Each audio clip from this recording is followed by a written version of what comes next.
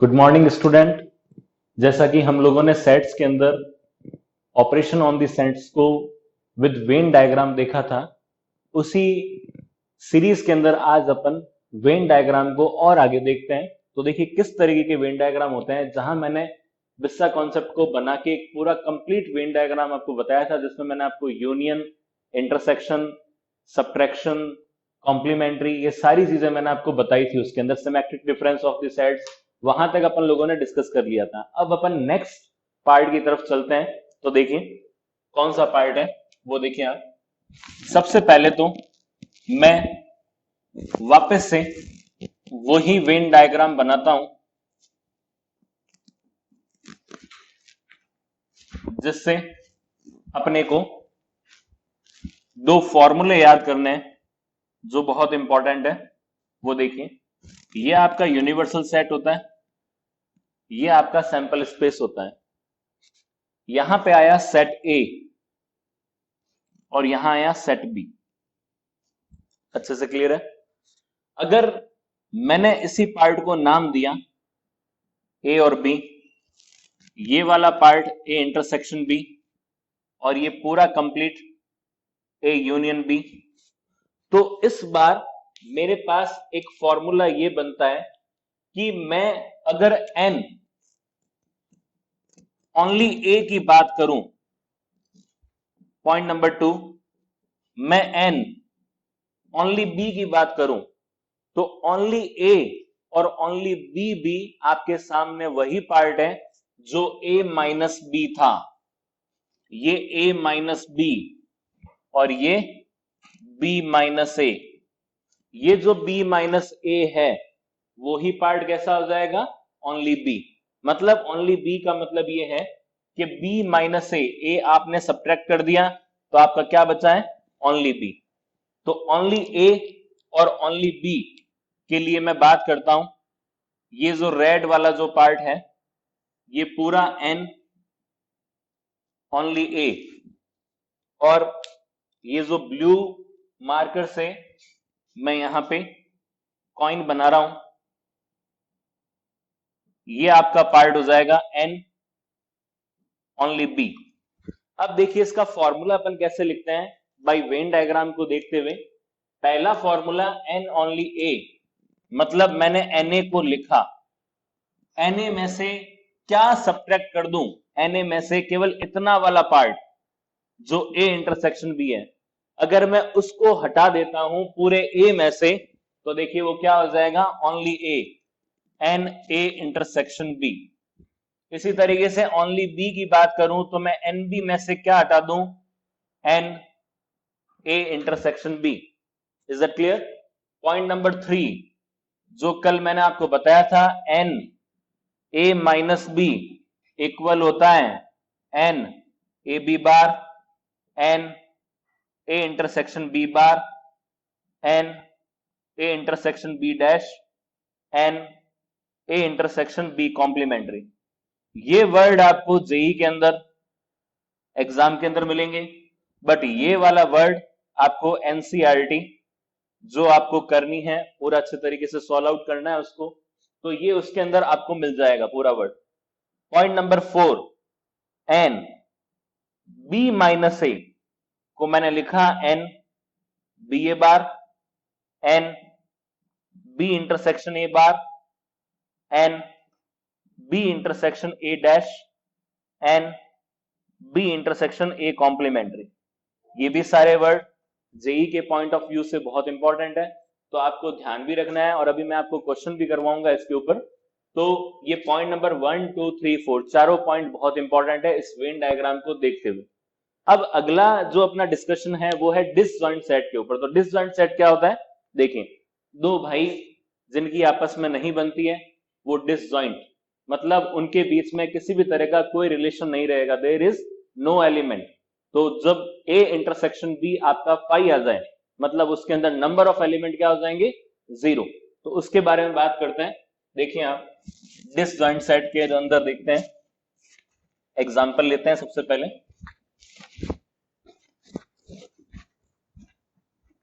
Disjoint set, देखिए आप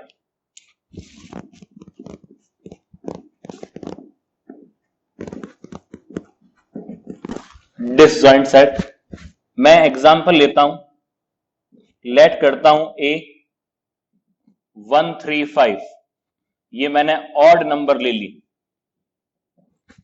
और बी लेता हूं मैं 246, ये मैंने इवन नंबर का सेट ले लिया। अगर मैं ए इंटरसेक्शन बी निकालता हूं तो मैंने देखा इसके अंदर कुछ भी कॉमन नहीं आ रहा है, कुछ भी कॉमन नहीं आ रहा है। जब कुछ भी कॉमन नहीं होता तो कॉमन कौन निकलता है? 5। मैंने आपको नल सेट के बारे में एक चीज बताई थी, कहानी बताई थी कि आप सब्जी लेने मंडी की तरफ जाते हो या किसी दुकान से कोई सामान लेने के लिए जाते हो, थैला अगर आप लेके जा रहे हो तो थैले के अंदर एयर पहले भी थी और बाद में भी रहेगी, उसी को अपन क्या कहेंगे? Null set. ठीक है, तो देखिए यहाँ पे 5। अगर मैं इसके अंदर नंबर ऑफ एलिमेंट की बात करूं, नंबर ऑफ एलिमेंट, तो नंबर ऑफ एलिमेंट क्या हो जाएंगे? 0। ये बहुत इंपॉर्टेंट है जिसको अपने को ध्यान में रखना है। तो देखिए इसका वेन डायग्राम कैसे बनेगा? By Venn diagram.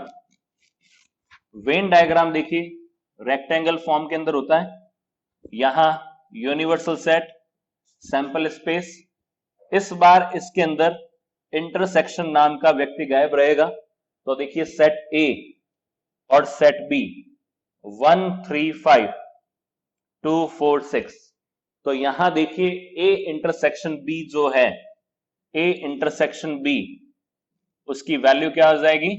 5। यहां कुछ नहीं है तो ये कैसा हो जाएगा? डिसजॉइंट। कैसा हो जाएगा? डिसजॉइंट। तो अपने को विशेष रूप से ये ध्यान रखना है कि जब ये जॉइंट था तो उसमें इंटरसेक्शन की कुछ ना कुछ वैल्यू थी, जब ये जॉइंट नहीं है तो ये कैसा हो जाएगा? डिसजॉइंट। ठीक है, ये बहुत काम करेगा आगे प्रोबेबिलिटी के अंदर भी, मैं आपसे पूछूंगा, उसमें भी क्वेश्चन आपको सॉल्व कराऊंगा। तो ये बेस है उस चीज का कि अपने को इन चीजों को बहुत अच्छे से देखना है। आगे मैं मैथमेटिकल रीजनिंग भी जब पढ़ाऊंगा तो सारी जो ट्रिक्स हैं वो सेट्स के ऊपर ही डिपेंड रहेगी। ठीक है, अब जो नेक्स्ट पार्ट आता है वो देखिए आप लोग, सबसे पहले एक नोट डाल के अपन लिखते हैं जनरल सा एक वेन डायग्राम, 3 एलिमेंट्स के ऊपर। तो देखिए आपको एक ध्यान रखना है, note point number 1, if A, B, C are 3 sets, तो देखिए ओनली वेन डायग्राम, क्योंकि मैं इसका आगे यूज करूंगा। देखिए ये set A, set B, set C, ये आपका यूनिवर्सल सेट, सैंपल स्पेस। इससे मैं बड़े बड़े क्वेश्चन एक एक लाइन के अंदर करके बता दूंगा ताकि आपको इतने बड़े बड़े फॉर्मूला का यूज नहीं करना पड़ेगा आगे एडिशन थ्योरम के अंदर। बस आप ध्यान रखिए, ये सिंगल ए हुआ, सिंगल बी और सिंगल सी। सबसे पहले इसके अंदर सबसे कॉमन वाला पार्ट ये है, देखो, जिसको बोलता हूं मैं A intersection B intersection C. उसके बाद इसके अंदर जो ये पार्ट आता है, ये वाला पार्ट आता है ए इंटरसेक्शन बी, ये वाला पार्ट आता है बी इंटरसेक्शन सी, और ये वाला पार्ट आता है ए इंटरसेक्शन सी। तो ये जो बचा हुआ पार्ट है ये कोई फैक्टरी नहीं है, इसको हम बोलेंगे ओनली ए, इसको हम बोलेंगे ओनली बी, और इसको हम बोलेंगे ओनली सी। तो इन सब के मैं आपको फॉर्मूले डिजाइन करवाऊंगा, लेकिन अभी आप केवल इसके बारे में, वेन डायग्राम के बारे में देखते रहिए कि ये 3 सेट्स का वेन डायग्राम कैसे होता है, उसका वेन डायग्राम बताया। हालांकि मैं आपको इसमें वेन डायग्राम वेरियस टाइप के भी हो सकते हैं, जैसे मान लो 2 ज्वाइंट हो गए तो तीसरा डिसज्वाइंट भी हो सकता है, कोई बड़ी बात नहीं है। तीनों भी डिसज्वाइंट हो सकते हैं, ये भी कोई बड़ी बात नहीं है। लेकिन मैंने एक आइडियल वेन डायग्राम बनाया आपके सामने, तो उसको अपने को देखना है। अब आता है सबसेट को लेकर वेन डायग्राम। तो देखिए सबसेट के कैसे वेन डायग्राम होते हैं वो देखिए नोट के अंदर पॉइंट नंबर 2। देखिए subset Venn diagram, point number 2, subset Venn diagram. Subset मैंने आपको पढ़ा दिया है, लेकिन वेन डायग्राम डिस्कस नहीं किए थे। इसमें देखिए केस फर्स्ट, दो तरीके के केसेस हैं, वो देखिए आप। सबसे पहले इसमें if set A 1,2 set B 1 2 3 4, तो देखिए आप ए सबसेट बी है इसके अंदर, तो ए सबसेट बी का देखिए वेन डायग्राम कैसे बनेगा। ये आपका ए, ये आपका बी, तो जो एलिमेंट ए के हैं वो देखिए आप क्या हो जाएंगे 1,2, और ये आपके बी के element universal set sample space B के एलिमेंट क्या हो जाएंगे 3 4। तो ये कंडीशन आप देखिए, यहां पे ए सबसेट बी हो तो टीएमआर की कंडीशन क्या है, ए इंटरसेक्शन बी जो होगा वो किसके इक्वल हो जाएगा, ए के।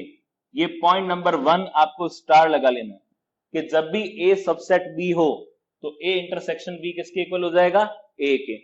पॉइंट नंबर 2 के अंदर केस 2 देखिए आप, केस 2 के अंदर मैं जस्ट इसको उल्टा कर देता हूं। इफ सेट ए मैंने लिया 1 2 3 4, सेट बी मैंने लिया 1,2, तो देखिए इस बार बी सबसेट ए है, और जब भी ऐसा होता है बी सबसेट ए, तो देखिए इसके अंदर कंडीशन आपकी इंपॉर्टेंट कंडीशन ये लग जाएगी कि A intersection B equal to क्या हो जाएगा, बी।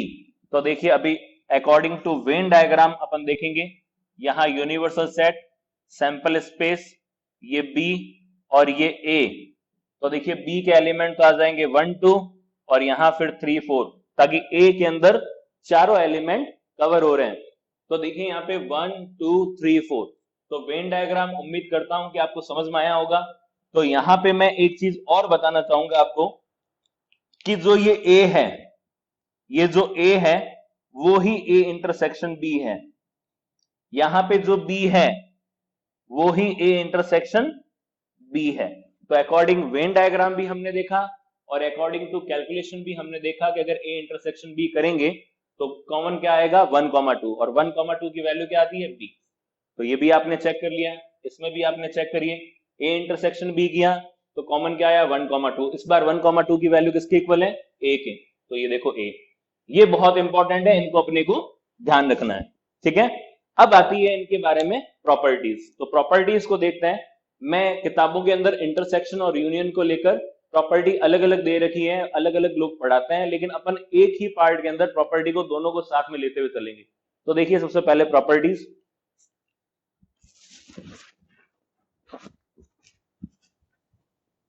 प्रॉपर्टीज के बाद क्वेश्चन देखते हैं अपन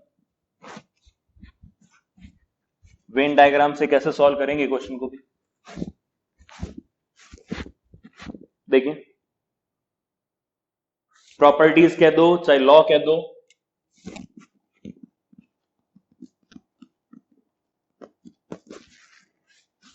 पॉइंट नंबर 1 कॉम्यूटेटिव, जिसको क्रम विनिमयता कहते हैं हिंदी में। तो देखिए उसके लिए A union B equal to B union A होता है, और A intersection B equal to B intersection A होता है। अब मैं आपको परमिटेशन कॉम्बिनेशन की भाषा के अंदर आपको बताता हूं कि यूनियन को जब हमने सिंबलाइज करके बताया था तो प्लस की तरीके से बताया था। तो प्लस के अंदर फॉर एग्जांपल मैं लेता हूं कि 2 + 3 या 3 + 2 क्या होता है 5। इंटरसेक्शन को हमने डॉट से रिप्रेजेंट किया था, मल्टीप्लाई से। तो आप इसके अंदर भी एग्जांपल देखिए, 2.3 3.2 क्या होता है 6, कोई इफेक्ट नहीं पड़ रहा है। पॉइंट नंबर 2 एसोसिएटिव, एसोसिएटिव के अंदर क्या होता है, देखिए आप A union B union C, A union B union C. मैं चाहूं तो पहले ए और बी का यूनियन कर दूं, बाद में सी के साथ यूनियन कर दूं, कोई फर्क नहीं पड़ेगा। मैं चाहूं तो पहले बी यूनियन सी कर दूं, बाद में ए के साथ कर दूं, तो भी कोई फर्क नहीं पड़ेगा। इसका जस्ट उल्टा इंटरसेक्शन के अंदर A intersection B intersection C, A intersection B intersection C. ये भी पॉइंट आपका क्लियर हो जाना चाहिए मेरे हिसाब से, कि भले मैं पहले ए और बी का इंटरसेक्शन करूं बाद में सी के साथ करूं, या पहले मैं बी और सी का इंटरसेक्शन करूं बाद में मैं ए के साथ करूं, तो भी कोई फर्क नहीं पड़ेगा। पॉइंट नंबर 3 देखिए, पॉइंट नंबर 3 में देखिए आप, ईडियम पोटेंट।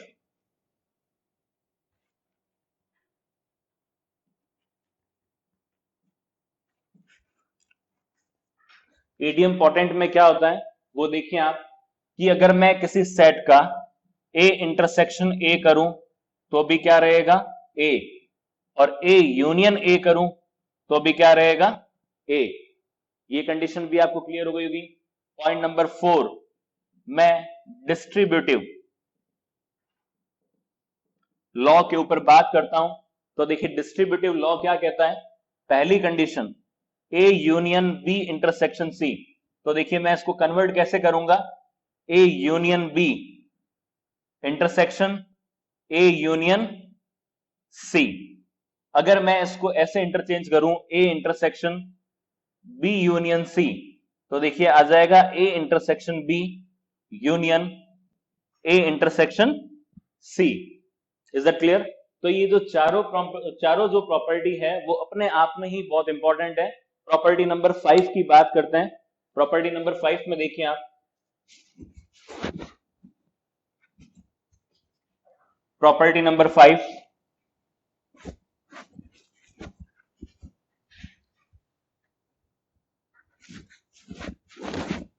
जो कि आइडेंटिटी प्रॉपर्टी के नाम से फेमस है, वो देखिए आप, आइडेंटिटी लॉ क्या होता है, जैसे मैंने ए यूनियन यूनिवर्सल सेट किया, तो यूनिवर्सल सेट पता है आपको बड़ा होता है और ए छोटे भैया होते हैं। तो यूनियन का मतलब क्या होता है कि बड़े भैया जो होते हैं जिसके अंदर छोटे भैया जो है वो उसके अंदर इंक्लूड हो जाएंगे, तो देखिए आपका क्या हो जाएगा, यूनिवर्सल सेट। इसी तरीके से मैं एग्जांपल लेके बता सकता हूं कि जैसे आपने यूनिवर्सल सेट 1 2 3 4 5 रखा और ए आपने रखा 1 2, अगर आपने इसका यूनियन किया तो किसके इक्वल आ जाएगा, यूनिवर्सल सेट के। उसी तरीके से देखिए आप, ए इंटरसेक्शन यूनिवर्सल सेट, तो बताओ क्या आ जाएगा, ए इंटरसेक्शन के साथ जब मैं करूंगा तो बताइए क्या आएगा, ए आएगा। नेक्स्ट, मैं आप लोगों के सामने अगर मैं ए यूनियन फाई करूं तो बताओ क्या आ जाएगा, ए। अगर मैं ए इंटरसेक्शन फाई करूं तो बताओ कॉमन क्या आएगा, फाई। बाकी जो प्रॉपर्टी है वो मैंने आपको बता दी थी कॉम्प्लीमेंट्री के अंदर के, ए डैश का डैश क्या होता है, ए होता है, बी डैश का डैश क्या होता है, बी होता है। ये सारा मैंने कॉम्प्लीमेंट्री में डिस्कस कर दिया था। अब जो वेरी वेरी इंपॉर्टेंट प्रॉपर्टी है इसकी, डी मॉर्गन लॉ, जिसको हिंदी में कहते हैं द मॉर्गन थ्योरम या द मॉर्गन प्रमेय, जो भी है। तो देखिए आप, डी मॉर्गन लॉ क्या होता है। डी मॉर्गन लॉ के बारे में आपको विशेष रूप से यह पता होना चाहिए कि अगर ए यूनियन बी का बार है तो जब बार टूटेगा ए बार इंटरसेक्शन बी बार, ठीक है। यूनियन का मतलब देखो क्या था, प्लस, प्लस किस में कन्वर्ट हुआ, डॉट के अंदर। जब भी प्लस डॉट में कन्वर्ट होगा तो बार टूट जाएगा। पॉइंट नंबर 2 या बी कह दो, ए इंटरसेक्शन बी का बार, जब बार टूटा तो ए बार यूनियन बी बार।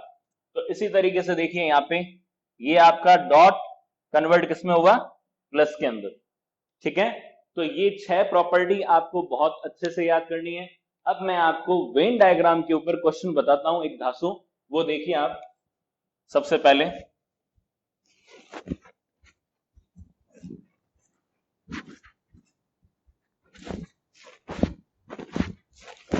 देखें,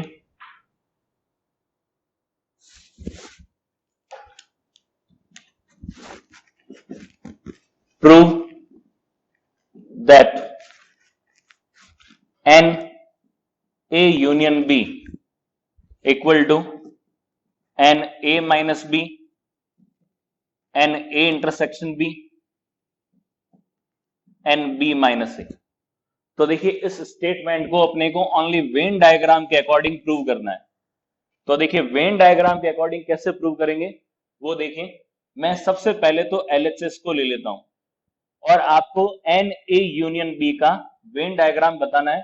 तो देखिए क्या होता है n A union B, number of element कहां कहां रहेंगे वो बात करते हैं, सेट ए और सेट बी। तो ये जो पूरा का पूरा जो पार्ट है वो आपका आ जाएगा, नंबर ऑफ एलिमेंट्स कौन से हो जाएंगे, ए यूनियन बी। ये आपका यूनिवर्सल सेट या सैंपल स्पेस। अब मैं आरएचएस को लेता हूं। तो आरएचएस के अंदर देखिए तीन तरीके के पार्ट हैं। तो देखिए सबसे पहला पार्ट लेता हूं मैं आरएचएस के अंदर, एन ए माइनस बी। तो एन ए माइनस बी का वेन डायग्राम कुछ इस तरीके से बनेगा। ये इतना वाला जो पार्ट है वो आपका कहलाएगा एन ए माइनस बी। ये आपका यूनिवर्सल सेट या सैंपल स्पेस। तो कहने में मैं एक शॉर्ट डायग्राम बना लेता हूं कि ये इस तरीके से यूं आया और ये इतना सा बना हुआ है, ये आपका एन ए माइनस बी। ठीक है, आरएचएस का point number 1। Point number 2, n A intersection B की बात करता हूं। तो देखिए एन ए इंटरसेक्शन बी के अंदर यहां पे ये वाला जो पार्ट है वो देखिए आपका सेट ए और सेट बी। यहां वाला जो पार्ट है वो आपका ए इंटरसेक्शन बी कहलाएगा। तो देखिए एन ए इंटरसेक्शन बी। तो इसको भी मैं बहुत शॉर्ट फॉर्मेट पे लिख लेता हूं कि ये वाला जो पार्ट है वो आपका ए इंटरसेक्शन बी। नेक्स्ट मैं पार्ट की बात करता हूं बी माइनस ए की। तो बी माइनस ए के लिए मैं अलग से वेन डायग्राम नहीं बना रहा हूं, लेकिन आप अपनी कॉपी में जरूर बनाइएगा। आपको कॉपी के अंदर तीनों बनाने हैं अलग से। मैं इसी के अंदर इंक्लूड कर रहा हूं कि ये वाला जो पार्ट है लास्ट वाला, इसको अपन बोलेंगे एन बी माइनस ए। इसको क्या बोलेंगे, एन बी माइनस ए। तो इसकी देखिए शॉर्ट स्ट्रक्चर मैं बना देता हूं। ये इस तरीके से बनेगा, यहां पे ये इस तरीके से एन बी माइनस ए। तो जब भी मैं इन तीनों का यूनियन करूंगा, point number 1 n A minus B, n A intersection B और एन बी माइनस ए, जैसे ही मैं इन तीनों को मिलाऊंगा, अगर मैं इसका यूनियन करता हूं तो यूनियन करते ही मेरे पास ये वाली स्ट्रक्चर आ जाएगी। तो अपने को बाय वेन डायग्राम से भी, अगर ये जो प्रूव दैट वाला क्वेश्चन है आपकी बहुत सारी सीबीएसई किताबों में दिया हुआ है, तो अपन लोग इस तरीके से डिजाइन कर सकते हैं इन क्वेश्चन को भी। ठीक है, तो आपको प्रॉपर्टी बहुत अच्छे से याद करनी है। और एडिशन थ्योरम जो है इसका एक लास्ट कंटेंट है, उसके लिए अपन जो है उसके लिए पूरा अच्छे से पढ़ेंगे इसको, तभी वो जाके अच्छे से अपने को समझ में आएगा। ठीक है, आज के लिए इतना ही। Thank you so much.